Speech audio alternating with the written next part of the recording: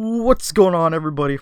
It's me, Snoops. Welcome back to another video on this channel. Here, of course, y'all know what's going on. We're bringing you the best playmaking 4 build in NBA 2K20 as of today. I was randomly making some comp builds and stuff like that, and I'm like, you know what? Why not make a playmaking 4, or at least like just a post playmaker? Because usually when I'm making like a playmaker or any type of playmaking big, they're always called a post playmaker. But I managed to fiddle around with the stats a bit and managed to make a playmaking 4, guys. So watch this video, you guys will be able to see. But of course, we're making this as like a playmaking 4 that's like a post score as well. So being able to post score is definitely going to be huge. That's why we're going to go with the majority of the strength and the speed. We're not worrying about vertical as much because we're not really trying to dunk or do anything. Although we are going to have the stats so we can get our badges for it. Anyway, we're not worrying about close shot, but we are going to max out all 3 of those, get 3 finishing badges. And then you got to max out this. Now, in the power forward position, we start with a 70 3-point rating and a 77 mid-range, and of course with a 78 post fade and an 80 free throw, which is quite nice.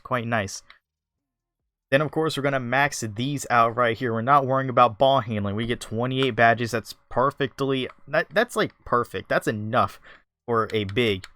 Now we're going to go with maxing out defensive and offensive rebound, interior defense because we're going to need it, and then block up to a 60. That gives you 4 defensive badges to use, so that can give you like two silvers or a gold and a bronze, and then you have enough badges to go ahead and get all your playmaking badges that you need. You get 15 shooting badges, so you can get like enough shooting badges to go ahead and like a fade, get your deep fades going, which that's one of my personal ones that I'm going for, is deep fades, as well as I'm not really going to try for range extender Hall of Fame, but definitely trying to get the deep fades and being able to catch off the, or shoot off the catch. I don't know why I say catch off of the shoot, or that's what at least my brand was going for. You can go for Burley, it doesn't really matter, but me personally, I would go to 6'10", but the only problem with 6'10" is that your stats just diminish a lot for acceleration and speed and vertical, but you can. Me personally, I think I would, and then max your weight all the way up, because we're gonna drop down our acceleration a lot, but we're also going for that interior defense being up to a 75, and that strength being up as well. And then of course minimizing the wingspan, just because we are indeed a shooter as well, but that also brings us to a 79 mid-range, and we also have a 71 3-pointer with a 47 ball handling, which is okay, but we had that 89 strength going into this. And of course you can choose either one of these. Me personally, since I was making this sort of like a post score, like a post fade, and like post moves and all that stuff, those are the 2 things I'm going for. Because when you have post score takeover and you have gold deep fades, you fade, it's gonna be toxic. You know, they ain't gonna stop you. But boom, right here, choosing of course post scoring takeover, and you see playmaking 4. You see it right here, playmaking 4. The first time I actually ever made a playmaking 4, just messing around with different playmaking big builds. Because if you remember from a while ago, I actually have a video that was for a post playmaker that was a Nikola Jokic type build. But now we actually have a playmaking 4, and it says Amar'e Stoudemire, LaMarcus Aldridge, and Kevin Love. I don't know about that. I could say Kevin Love a little bit, but Kevin Love is more of like an actual like stretch. I don't really want to call him like a playmaking 4. He is a stretch 4 a little bit. But we're gonna go ahead, show some badges that you can use, and some of the badges that I would definitely recommend for post scoring takeover. So we're gonna just show this at a 99 just for the sake of it. Finishing badges, I'm gonna do back down Punisher, and back down Punisher just for the sake of being able to back your guy down enough so you can actually get inside the paint, back him down a bit, and then do like a little post fade action there. And then of course a lot of people are gonna be like, go contact finisher, but I'm playing this more as like a shooter and post scoring build more than me being in the paint and trying to do layups and stuff. I can go in there, but there's no point because I'm not gonna really try to go for it with contact when I only have 3. That's why I have back down Punisher. Back down Punisher is gonna be the best thing to go for here. For defense, of course, you can run like a lot of things, but me personally, running that brick wall is going to be huge. And then having Trapper at least is going to be really, really good. Or a Rebound Chaser. Definitely recommend Rebound Chaser. Maybe you can throw both of those on Silver. But definitely have Brick Wall because you are playing a playmaking 4, so you can easily get some pick and pops going. And that leaves us going into, of course, this. You can have pick and pop on there. Of course, having quick draw on gold, range extender. And you can also have catch and shoot with Deadeye. Now, I'm not necessarily saying that you have to run this, but if you don't want to run as like an actual post scorer, and if you want to run more as like of course the fade, you can take off pick and pop and then do deep fades. You can try messing around with different combinations of these badges, but you only get 5 gold badges, or at least up to 5 gold badges. So mess around with the badges if you want. You don't want to like do like catch and shoot on gold and pick and pop on gold. You can turn those off and then get like 3 silver, 3 gold. You can mix and match these badges any way that you want, but I at least recommend quick draw on gold. That's what a lot of people would actually go for. Range extender on gold, which is actually going to be really good inside for like mid-range shooting as well. And then of course the catch and shoot, if you're going like, here's the thing though. The pick and pop, it says shot attempts that come after setting a screen are given a boost if the shot happens far enough from the rim and within a few seconds after the screen has been set. So you have to be like a certain distance away from the rim to be able to actually take an actual jump shot and also for the boost to count. But if you have gold pick and pop and gold catch and shoot with Deadeye, quick draw, range extender, all that stuff, then you're going to be set for hitting those pick and pop 3s, and it's going to be really toxic. So definitely recommend those badges at least.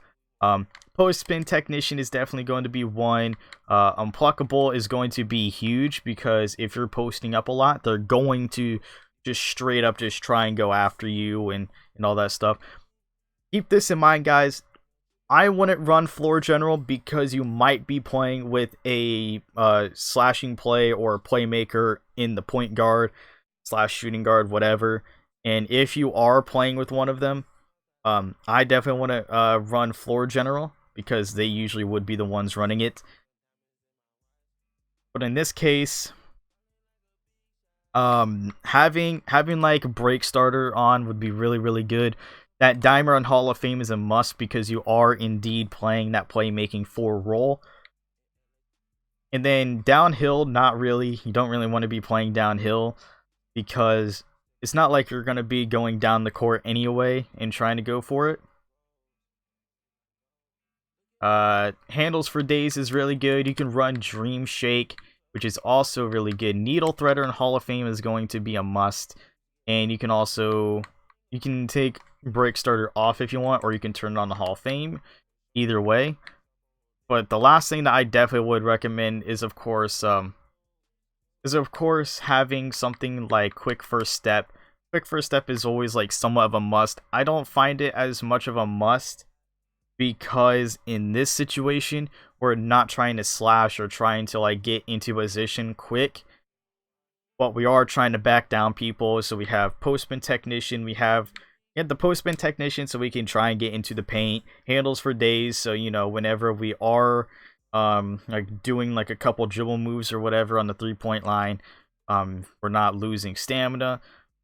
Needle Threader, so you can get those passes off with Dimer as well. Unblockable, just in case they double team you or whatever. But if, of course, like Unblockable isn't going to help 100% with the double teaming. But what you could do is you can take this off and then run bailout, because bailout 100% is going to help whenever you are double teamed. Even though it says passing out of a jump shot or layup yields fewer errant passes than normal, when you are double teamed and you are trapped, when you pass out of traps, it also pops up and it also activates. So that is really, really good to have as a post scorer as well if you're able to have it. So you can run that on like gold and break starter on at least bronze, because that's all you really need it on is bronze.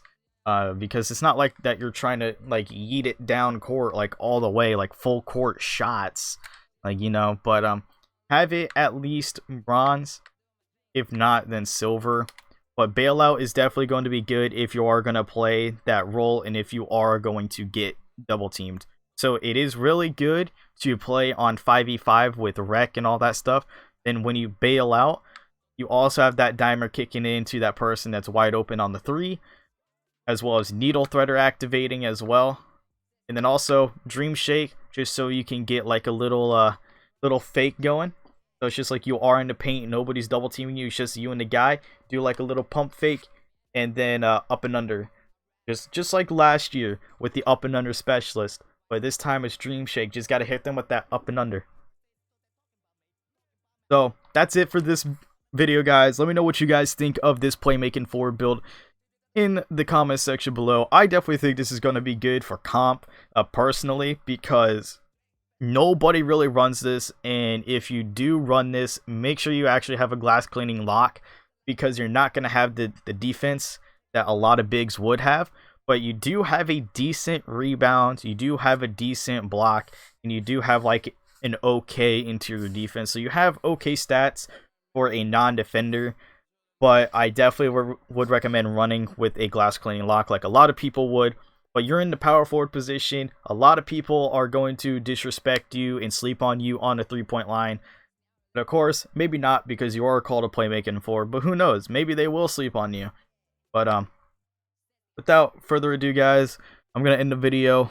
Make sure you play with this build, test it out, because I definitely believe that this is a really good comp for you guys. A lot of people play like a rebounding glass or like an interior force or like any kind of those badges. I see a lot of interior forces in the power forward position, and I also see glass cleaning locks in the power forward position, but you would usually see those in the center. So having the glass cleaning lock in the center and then having a big that can also play make, get people open and stretch the floor a little bit, that is going to be huge for, you know, 5v5. But like I said, let me know what you guys think. Leave a like on the video if you did enjoy this video. Hit that subscribe button if you are new to the channel.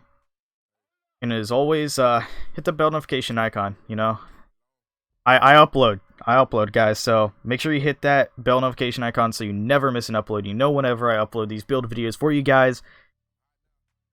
And that's going to be it for me, guys. Hope that you all enjoyed, and as always, I'll talk to you all in the next one. Later, everybody.